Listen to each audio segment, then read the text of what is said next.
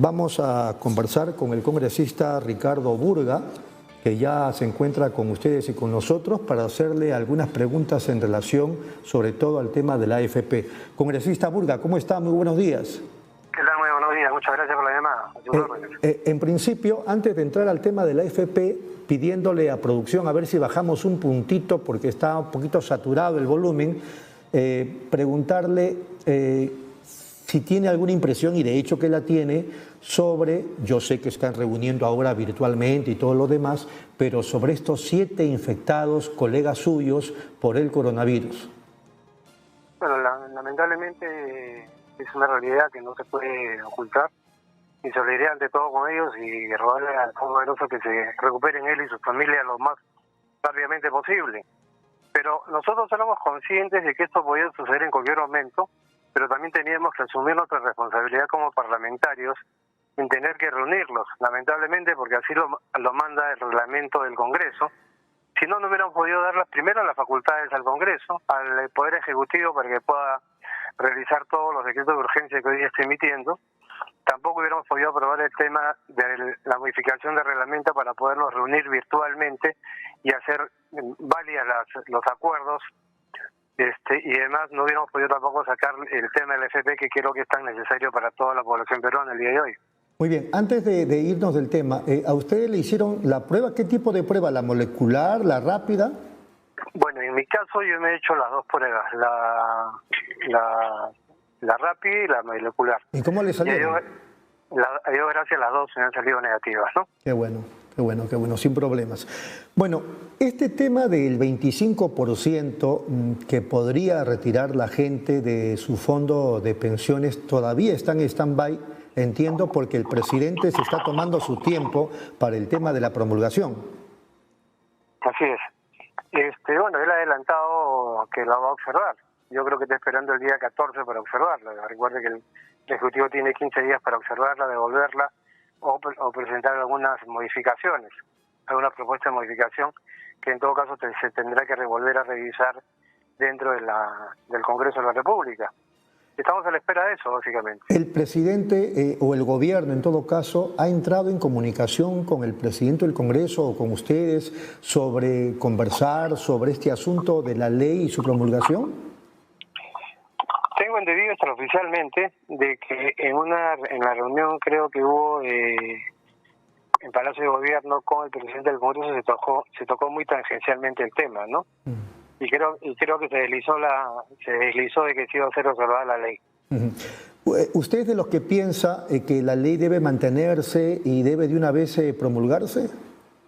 Lo que yo pensé y se lo dije a la ministra de Economía y también se lo transmití al presidente del Banco Central de Reserva, que mi posición personal era de que, así como el Banco Central de Reserva el día de hoy está actuando de banca de segundo piso y disponiendo de 30.000 millones para la recuperación de las empresas, el BCR o el MES también hubiera podido sacar una línea de crédito que pueda servir como préstamos a todas las personas que tuvieran fondos en los AFP y que sus fondos de AFP sirviera de garantía, de tal forma que no se tocaban los fondos de la AFP. Y eso salía como un préstamo a largo plazo, a 4 o 5 años, a una tasa muy preferencial o a tasa prácticamente cero, que es lo que estaba pasando el BCR hoy día a los bancos. Y que ese es otro tema que hay que también tocar. Hoy día el Banco Central ha pasado 30.000 millones a la banca privada, donde no todos están calificando, porque las cajas rurales y municipales no están calificando para poder otorgar ese tipo de créditos o acogerse a esas líneas de créditos baratas, y que solamente está yendo a la gran empresa, que además está colocando tasas súper altas, porque mientras que son transferidos a tasas de 2%, las están colocando a 8 y 9%.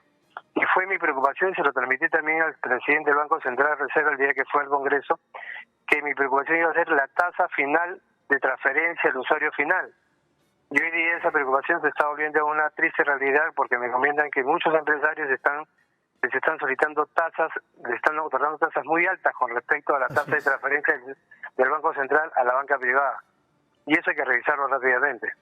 Esas inquietudes que se dieron a conocer a estas autoridades, ¿qué respuesta tuvieron? ¿Qué les dijeron? No hubo. Es más, yo le planteé que para que sea una tasa mucho más baja se utilice exclusivamente al Banco de la Nación, que es la institución financiera del Estado. Es lo que Virgilio Acuña también ha dicho.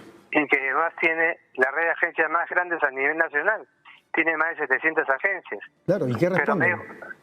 No, y me dijeron que no era viable el tema. Fue la respuesta del presidente del BCR. No dio mayor detalle, solamente que no es viable. Así es. Y yo sigo pensando que la institución que debe ir este tema debe haber sido exclusivamente el Banco de la Nación, que reciba los fondos del Banco Central de Reserva como banca de segundo piso a una tasa de 2 para poderla colocar a 4 como máximo. Bien, ¿le parece a usted, por lo menos para decirlo de ese modo, que hay falta de sensibilidad respecto del presidente del Banco Central de Reserva y otros funcionarios del Estado? Yo creo que sí, porque es más, el propio presidente del Banco Central dijo que él ya había retirado su 95.5% de los FP, ¿no? Sí. Y además, él propuso manifestó en ese momento que él proponía que las FP podrían entregar mensualmente 1.800 soles a todos los que tuvieran cuentas en la FP, que finalmente si usted multiplica 6.400.000 que son los afiliados de las FP por 1.800 es mucho más caro que el 25% que ha propuesto el legislativo, y en 2 tramos, ¿no? Me pareció que fue el propio señor Julio Velarde el que dijo que era una tontería el gesto de la reducción de sueldos de altos funcionarios.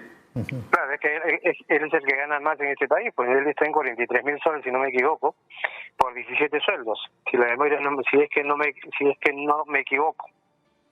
Congresista Burga, en estos temas que estamos conversando, ¿qué debiera hacer el gobierno? Porque, por ejemplo, a las 12:30 en promedio el presidente va a dar una conferencia de prensa. Ya sabemos que va a dar las cifras de muertos, de contagiados, pero entiendo que también, porque ayer tuvieron un Consejo de Ministros, va a anunciarnos algunas medidas. ¿Qué debiéramos esperar del presidente Vizcarra? Bueno, yo creo que lo que hay que hacer primero es limar algunas asperezas que yo estoy viendo entre el Salud y el MINSA. No hay una verdadera coordinación y en algunos casos se tiran la pelota, ¿no? Lo segundo, creo que hay que sincerar las cifras de la pandemia, realmente. Creo que no tenemos las cifras reales a la fecha. Otro tema que me preocupa es que la ayuda social no está llegando a quien debería llegar. Por ejemplo, se ha legislado exclusivamente para todas las personas que trabajan en el sector privado. Y me pregunto, ¿qué pasa con el personal estatal, con las personas que están en el régimen 276? Ellos no tienen CTS, ellos están impedidos de retirar sus 2.400 soles de compensación de tiempo de servicio. La ONP, todas las personas que están jubiladas en la 19.990, ni siquiera se les ha suspendido el descuento, como si se ha hecho en la AFP. Cierto. No se les está otorgando la posibilidad de retirar los 1.000 soles como hacían los que están en la AFP. No hay un bono que ayude y mitigue la problemática económica de todos esos pensionistas de la 19.990 que son más o menos 1,5 millones de personas. O sea, se están olvidando de varios grupos importantes de peruanos. Y como dice la ministra, pareciera que acá hay 2 clases de peruanos, de primero y segundo nivel, ¿no? Básicamente, los 276 del Estado no tienen una posibilidad de retirar un solo centavo, porque ellos no tienen depósito de CTS. Una última pregunta, congresista. He estado viendo números, como seguramente usted en las últimas horas en el mundo, y lógicamente hay más contagiados y hay más muertos, pero en algunos o varios casos, lamentablemente, los números están yendo muy arriba. Y parece ser que lo mismo está ocurriendo en los últimos días en nuestro país, sin que se deje de decir que las cifras que el gobierno presenta de repente no son los reales, como usted lo acaba de insinuar y de decir. En ese contexto, ¿piensa usted que el día 26 se acaba la cuarentena y lo demás a partir del 27 será progresivo, o cree que de repente haya una tercera ampliación? Bueno, acabo de escuchar una declaración de un ministro diciendo que la cuarentena no termina el 26 de abril, ¿no? Es más, acabo de leer por internet un informe de la Universidad de Harvard que inclusive ellos están anunciando que la cuarentena a nivel mundial va a terminar recién el año 2022. Y que esto se va a ir levantando paulatinamente dependiendo de la situación de cada país, pero básicamente está primando el factor económico, no el sector de salud. Entonces yo creo que debería ser al revés. Hay que priorizar el sector de salud antes que el económico. El país se ha sacrificado durante 30 años, hoy tenemos más de 60.000 millones de reservas internacionales netas, que creo que debemos usarlos en esa prioridad de cuidar la salud de todo el pueblo peruano, de los 32 millones. Totalmente de acuerdo. Congresista Ricardo Burga, ha sido muy amable, muchas gracias. Un abrazo a ustedes por la entrevista y a sus órdenes en cualquier momento. Un abrazo al congresista Ricardo Burga.